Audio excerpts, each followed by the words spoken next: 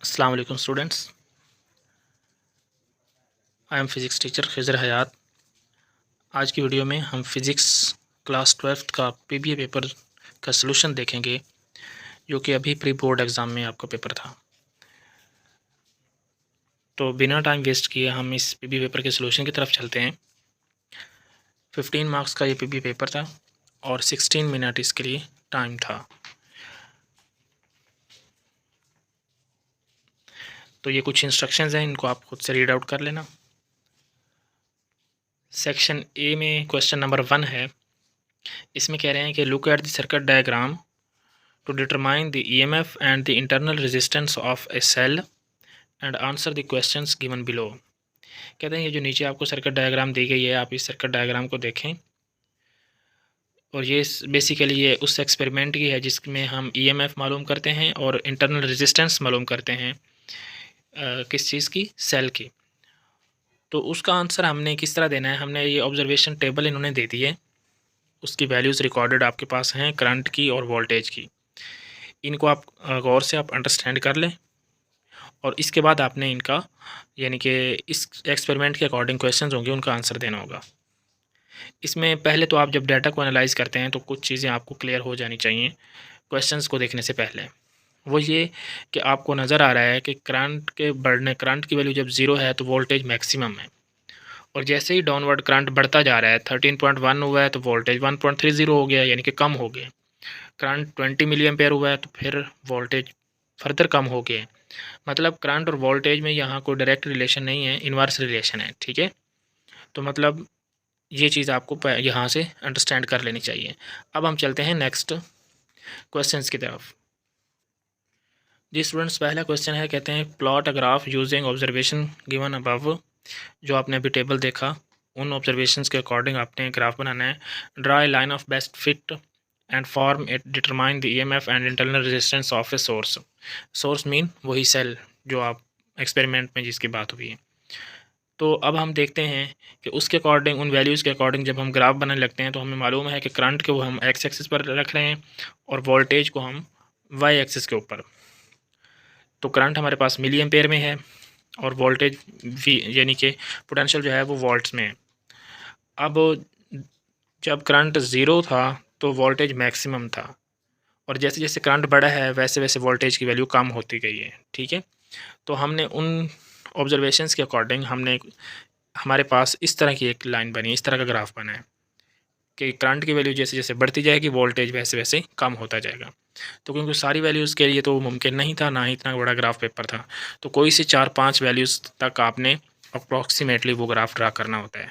ठीक है, तो इस तरह का ग्राफ का पैटर्न है, ये ग्राफ है आपके सामने। ठीक है, अच्छा जी, तो ये था आपके पास 3 मार्क्स का क्वेश्चन। ठीक है, सिर्फ ये ग्राफ प्लॉट करना। हाँ, इसके ऊपर कुछ पॉइंट्स लिखे हुए हैं, पॉइंट P1 और पॉइंट P2। ये अपनी अंडरस्टैंडिंग के लिए मैंने लिए हैं, आप अपनी मर्ज़ी से कोई से भी 2 पॉइंट्स ले सकते हैं। ठीक है, मैंने 2 कंसेक्टिव पॉइंट्स को P1 और P2 का नाम दिया है, आप दरमियान से एक छोड़ के उससे नेक्स्ट वाले को पॉइंट P2 कह सकते हैं। ठीक है, ये आपकी अंडरस्टैंडिंग के लिए है। अब इसकी ज़रूरत हमें क्यों पड़ेगी, ये आपको आगे जो क्वेश्चन हैं वहाँ पर आपको समझ आएगी। जी स्टूडेंट्स, क्वेश्चन नंबर 2 है, कह रहे हैं कि right the mathematical relationship between EMF and internal resistance for this experiment. Mathematical क्या रिलेशनशिप है, क्या इक्वेशन है, आप वो हमें बताएं। किसके दरमियान, EMF और internal resistance for this experiment. तो हमने वो इक्वेशन ही लिख देनी है, V is equal to EMF minus IR। ठीक है, तो ये जो V है ये हमारे पास पोटेंशियल डिफरेंस है, E जो है ये हमारे पास EMF है, और IR जो है ये पोटेंशियल की value across the small resistance है, ये potential drop across small resistance of a cell. अच्छा जी, इसके बाद देखें क्वेश्चन नंबर 3, कह रहे हैं rearrange and compare the above equation two the equation of straight line. ये जो हमने ऊपर इक्वेशन लिखी है रिलेशनशिप डिस्क्राइब करने के लिए, कहते हैं आप इस इक्वेशन को इक्वेशन ऑफ स्ट्रेट लाइन के साथ किस तरह रिजेंबल करते हैं उसके अकॉर्डिंग इसको अरेंज करें। तो इस इक्वेशन को हम इस तरह लिखेंगे कि V इज़ इक्वल टू, ये जो माइनस IR है उसको पहले लिख देंगे और EMF क्योंकि प्लस का उसको हम बाद में लिखते हैं। ऐसा क्यों किया है, वो आपको अभी समझ आएगा। इक्वेशन ऑफ लाइन होती है y is equal to M X plus C. अब अगर आप इसको कंपेयर करें तो y की जगह पे हमारे पास क्या है, वोल्टेज है। y इंटरसेप्ट करें तो y इक्वल है v के, m जो है वो माइनस आर के, और x जो है वो करंट के, एंड c जो है वो हमारे पास है ईएमएफ के। ठीक। अच्छा जी, कह रहे हैं कि फोर्थ में कह रहे हैं कि आप स्लोप मालूम करें। तो मैंने आपको बताया है कि स्लोप जो है अगर हम उसका नेगेटिव माइनस आर लेंगे ना, इन्वर्स नहीं कह रहा, उसका माइनस आर होगा ना, तो उसको वो हमारे पास स्मॉल रेजिस्टेंस की वैल्यू होगी, इंटरनल रेजिस्टेंस की। ठीक है, तो यहाँ उन्होंने सिर्फ स्लोप का पूछा है, तो स्लोप का हम लिख देते हैं कि स्लोप के लिए फार्मूला होता है वाई एक्सिस में change divided by x axis में चेंज। आपने मैथ में पढ़ा होगा राइज बाई रन। ठीक है, तो इस तरह भी कह सकते हैं, ये change in y axis to the change in x axis. तो वाई एक्सिस पर हमारे पास क्या, क्योंकि पोटेंशियल था, और एक्स एक्सिस पर हमारे पास क्या है, करंट में चेंज है, तो इसलिए हमने ये लिखा। अब हमने यहाँ पर जो पॉइंट्स लिखने हैं ना, वो बड़ी ही समझने वाली बात है। वो ये है कि इस केस में आप नोट करें तो इसमें डिक्रीज़ आ रहा है, इंक्रीज़ नहीं आ रहा है इस ग्राफ में। ठीक है, तो जब डिक्रीज़ आता है ना, तो उस केस में जो इनिशियल पॉइंट है हमारे पास उसकी वैल्यू ज़्यादा होती है, और जो फाइनल पॉइंट है उसकी वैल्यू कम होती है। ठीक है, तो इसलिए जो जो पहला पॉइंट है उसको मैंने P1 लिखा है, और जो नीचे दूसरा पॉइंट है ना, ठीक है, उसको हमने P2 लिखा है। तो हमें क्योंकि वाई एक्सिस में चेंज मतलब y2 माइनस y1 करना होगा, तो वाई एक्सिस पर क्या है, पोटेंशियल, तो v2 माइनस वी1 करना होगा। तो v2 हमारे पास 1.14 है, और v1 हमारे पास 1.30 है, तो वही मैंने लिखा। इसी तरह डिवाइड में x2 माइनस x1, तो x2 हमारे पास i2 की वैल्यू होगी, और x1 हमारे पास i1 की वैल्यू होगी। ठीक है, तो इन्हीं दो पॉइंट्स की कोरस्पॉन्डिंग हमारे पास जो वैल्यूज़ आएंगी वो होगी 20 माइनस 13.1 मिली एम्पेयर। तो इसको अगर हम सॉल्व करते हैं ना, तो ये हमारे पास अप्रॉक्सीमेटली आंसर आता है माइनस में आएगा, क्योंकि हम स्मॉलर वैल्यू में से बड़ी वैल्यू माइनस कर रहे हैं, 1.14 माइनस 1.30 कर रहे हैं, तो माइनस आंसर में हमारे पास आता है -23.5 अगर हम इसको टोटल को सॉल्व करते हैं, क्योंकि ये डिवाइड में मिली एम्पेयर है, जो मिली है ये 10⁻³ होता है। ठीक है, तो इसको भी कंसिडर करके आपने कंप्लीट सोल्यूशन करना है। तो ये बेसिक मैथमेटिकल स्टेप्स है। अच्छा जी, इसके बाद कह रहे हैं कि इंटरनल रेजिस्टेंस मालूम करें, तो मैंने आपको बताया कि minus r equal to slope होता है। तो अगर उस माइनस को आप दूसरी साइड पर करेंगे, पहले आपके पास -23.5 है, तो माइनस उस साइड पर जाएगा तो +23.5 होगा। तो यहाँ पर राउंड ऑफ करके आप 24 ओम भी लिख सकते हैं। ठीक है, ये चाहें तो वैसा ही लिख दें 23.5 ओम, तब भी ठीक था। अच्छा जी, नेक्स्ट है कि EMF of cell from the graph से आप ईएमएफ की क्या वैल्यू अखज़ करते हैं वो आप बताएं। तो ईएमएफ जो है बेसिकली वो हमारे पास होता है जी स्टूडेंट्स, ईएमएफ जो है वो हमारे पास वोल्टेज की वो वैल्यू होती है जब करंट का फ्लो ज़ीरो होता है। जब सर्किट में करंट फ्लो ज़ीरो होगा उस वक्त वोल्टेज की मैक्सिमम वैल्यू को हम ईएमएफ का नाम देते हैं। ठीक है, तो यहाँ पर हम ग्राफ में देखें और जो डाटा हमारे पास है उसमें इनिशियल वैल्यूज़ आप देखें तो करंट ज़ीरो पर ईएमएफ वोल्टेज की वैल्यू हमारे पास 1.60 वोल्ट है। ठीक है, अच्छा जी, उसके बाद कह रहे हैं कि इज़ द ईएमएफ स्मॉलर और larger than the terminal potential difference, why is it सो।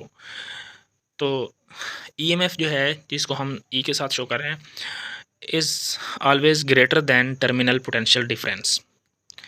उसकी रीज़न क्या है, क्योंकि ईएमएफ जो है ये मैक्सिमम होता है उसी वक्त जब करंट का फ्लो या करंट जब नहीं गुजर रहा होता है across the terminals of the cell.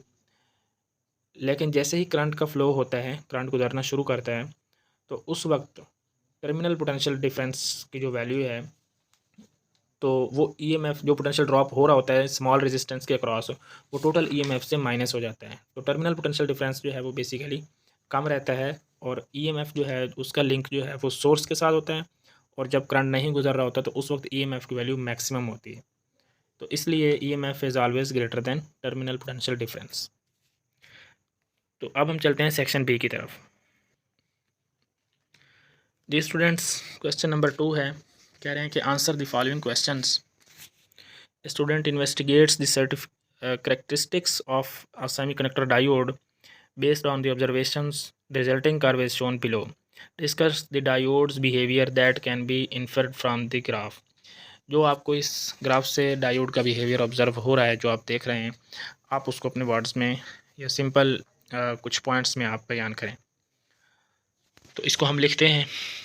हमारे पास वोल्टेज एक्स एक्सिस पर है, करंट जो है वो वाई एक्सिस पर है। वोल्टेज फॉरवर्ड बाइस में कंडक्ट कर गया है, जैसे ही उसकी वैल्यू 0.7 वोल्ट या उससे प्लस हुई है। ठीक है, तो इसका मतलब है कि ये सिलिकॉन का diode, this diode conducts at forward bias voltage 0.7 volt, so it is silicon diode. और रिवर्स ब्रेकडाउन वोल्टेज की जो वैल्यू है सिलिकॉन डायोड के लिए ही होती है 80 वोल्टेज या 80 से ज़्यादा। ठीक है, तो ये कुछ इन्फॉर्मेशन है जो हमें यहाँ से मिल रही है कि रिवर्स में ये डायोड कंडक्ट करता है जब वोल्टेज की वैल्यू 80 वोल्ट या उससे ज़्यादा होती है। ठीक है, और फॉरवर्ड में 0.7 वोल्ट या उससे ज़्यादा होने पर ये सिलिकॉन डायोड कंडक्ट करता है। तो हमें डायोड की आइडेंटिफिकेशन हुई है इसमें कि सिलिकॉन का ये डायोड है। जो जर्मेनियम का होता है वो 0.3 पर होता है, तो वो फिर ये जो स्ट्रेट लाइन ऊपर फॉरवर्ड बाइस की बनी है ये 0.3 से इस तरह ऊपर करंट की तरफ शूट कर जाती है, करंट की वैल्यू अचानक से बढ़ जाती है। लेकिन क्योंकि ये 0.3 से नहीं हुई, ये 0.7 पे हुई है। ठीक है, तो ये हमारे पास सिलिकॉन का डायोड था। उसके बाद है जी, how does the wavelength of light affects the photo cells response. कहते हैं कि वेवलेंथ फोटो सेल रिस्पॉन्स को किस तरह अफेक्ट करती है। तो सिंपल एक्सप्रेशन है, एक मैथमेटिकल एक्सप्रेशन याद रखें, E is equal to H C divided by lambda. तो एनर्जी का जो लिंक है वेवलेंथ के साथ इन्वर्स है, वेवलेंथ बढ़ने के साथ एनर्जी कम होगी। ठीक है, और वेवलेंथ कम होने के साथ एनर्जी ज़्यादा होगी। Smaller the wavelength higher will be the energy, so stronger response will be observe, यानी कि सिग्निफिकेंट रिस्पांस हमें ऑब्जर्व होगा। जो भी फोटोन रिलीज़ होगा तो उसकी एनर्जी, काइनेटिक एनर्जी बहुत ज़्यादा हाई होगी अगर उसकी वेवलेंथ कम है तो। जी, तो अब है आखिरी क्वेश्चन सेक्शन बी का। What happens when the resistance in RC circuit is increased in an experimental setup for charging and discharging capacitor? Charging discharging process में अगर रेजिस्टेंस को बढ़ा दिया जाए तो फिर RC की वैल्यू पर क्या असर पड़ेगा? क्योंकि जो टाइम कांस्टेंट है T वो इक्वल होता है RC, यानी कि product of resistance and capacitance. तो अगर आप R बढ़ाते हैं, R इंक्रीज़ करते हैं, तो इसका मतलब है कि चार्जिंग डिस्चार्जिंग टाइम भी इंक्रीज़ हो जाएगा, करंट कम फ्लो करेगा, करंट के रेजिस्टेंस के बढ़ने से फ्लो ऑफ करंट जो है वो कम हो जाएगा, तो चार्जिंग टाइम भी इंक्रीज़ कर जाएगा। सो time of capacitor, charging time of capacitor also increases. तो इस तरह ये आज का पीबीए पेपर कंप्लीट हुआ। इसमें बहुत ही 2 इंपॉर्टेंट प्रैक्टिकल्स थे जिनके बारे में आपको कंप्लीट जो है अंडरस्टैंडिंग आपको उम्मीद है हो गई होगी। इसके अलावा कैपेसिटर वाला पीबीए है उसको अच्छे से तैयार करें, और व्हीटस्टोन ब्रिज वाला है वो भी बहुत अच्छे से, उसका भी पीबीए पेपर का सॉल्यूशन अपलोड किया हुआ है।